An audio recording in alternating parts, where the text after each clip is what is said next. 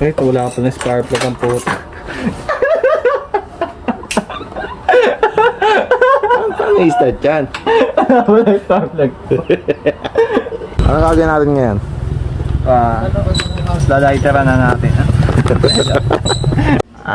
Hotdog. Alis ka dyan, Tur.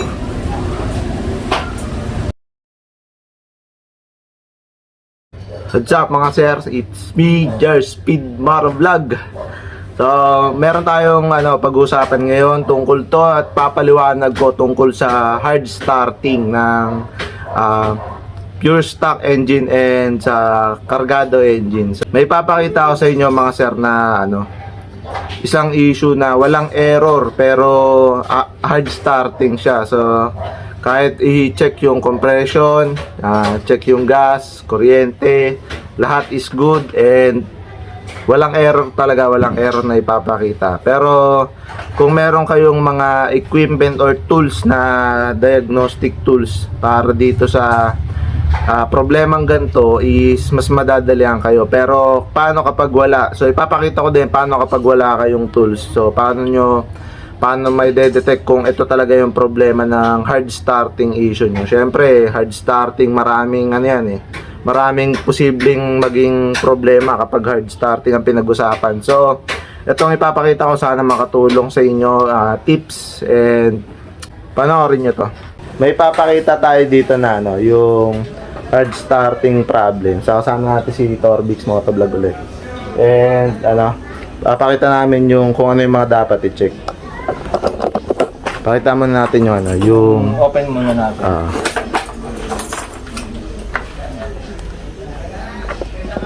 Yan, so walang issue. Then battery 12.5. Start. Game, start. Ayun, ayaw niya magtuloy ng start. Sige, start pa. So patay mo na ulit. Isa pang start. Malaman niya na hard starting.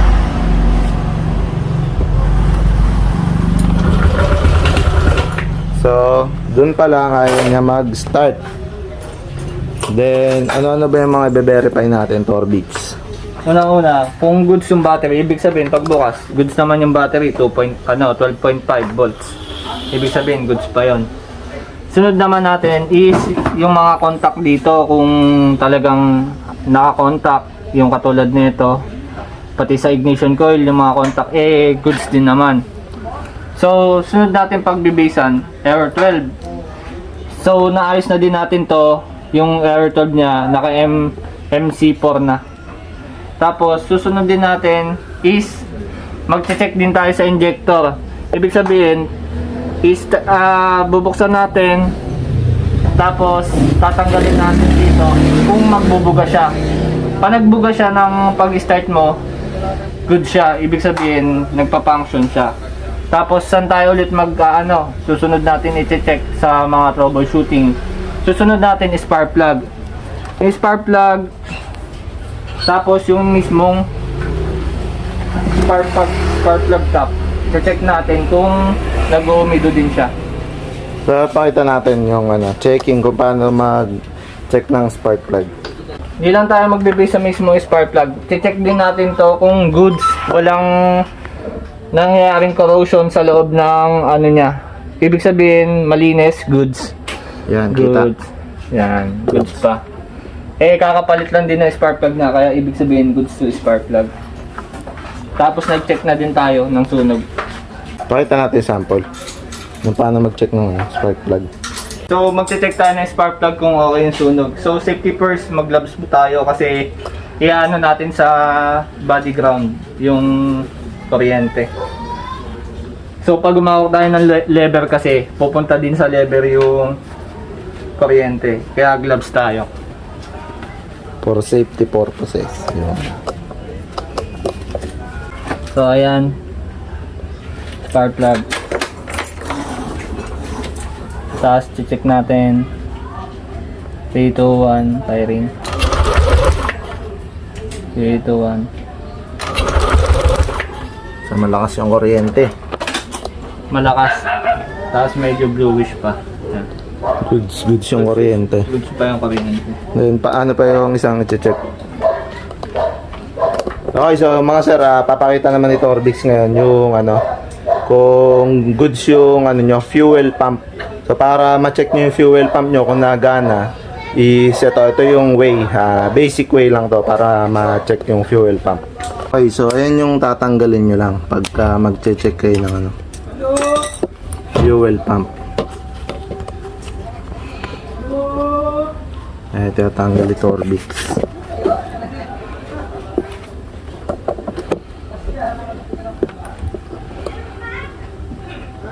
So tatanggalin nyo muna yung lock na green.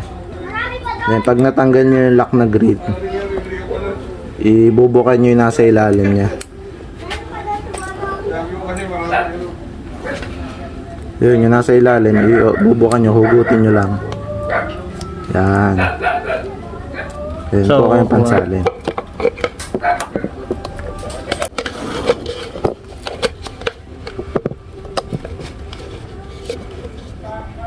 So, i-start muna natin para mag-pump. Yun. Nagpa-pump. So ibig sabihin, goods yung ano, may gasolina kayo. And goods yung napasok ng gasolina. Yung fuel pump nyo, goods din. So 'di ba walang nakikitang ibang problema. So ang nagiging problema nito is, sige, pakita natin yung isang ano.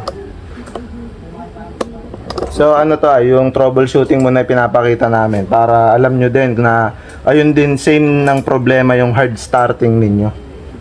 Then second thing, checking ng battery. So battery mo is, wait lang, di kita. Ayan. So checking ng battery, bago battery 13.5 pagka kinakargahan. Then sige, pakita natin. Ibig sabihin goods yung ano, goods yung battery.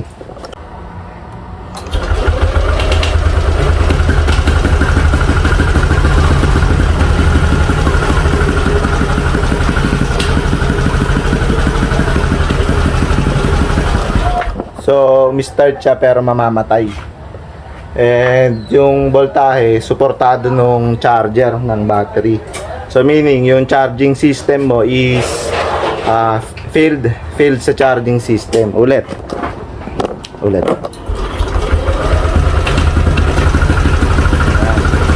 So, idle, tapos 12 point something. 12 point something lang kasi yung ano mo, yung battery kasi suportado lang siya ng charger. Ngayon pag tinanggal natin yung ano, yung charger ng battery is magda-drop siya. Kaya tanggalin mo to. Yung battery. Hindi kaya suportahan ng charger kaya nagda-drop out ka agad. So sige, pakita natin, tanggalin natin yung battery kung magi-start ulit na gano'n. So wala na yung charger. Nakita natin kung magi-start siya. So yun na ulit, hard starting na ulit. Kaya nilagyan natin muna ng ano, ng charging system doon para suporta lang. Kasi ang problema nito is stator. Okay, isa pa. So yun, hard starting talaga kapag walang suporta yung battery. Then check natin ulit. Lagyan natin ulit yan.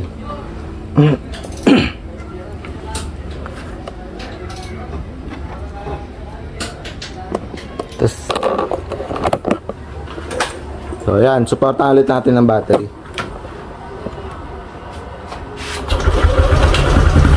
Yan. May start siya kapag may suporta ng battery. Then kunin natin alternator, check.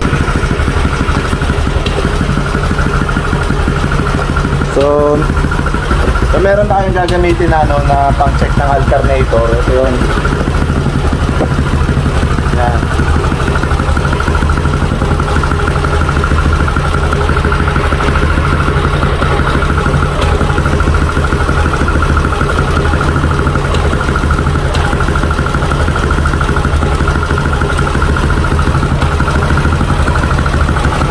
Okay, so kung meron kayong ganito, pan-check ng alternator, kung makikita nyo dito, dapat kasi nakailaw yan lahat. Ayan. So pagdating niya dito sa low output alternator kasi itong ibabaw, ito yung battery. So meaning goods yung battery mo, pero pagdating dito sa alternator is wala. So para makita nyo kung goods yung alternator, itry natin sa ibang motor na goods yung alternator. So hindi dapat siya ganyan. So ibig sabihin hindi yung charging system or yung stator mo is hindi nagkakarga pabalik dito sa battery and tumutulong para dun sa buong system ng motor. Okay, patay. Okay, so etong isa motor, yan. Tingnan natin battery. Yun, 12.2 battery. Pero sige, start. Yan. So one click siya, one click start. Then sige, pakita natin alternator.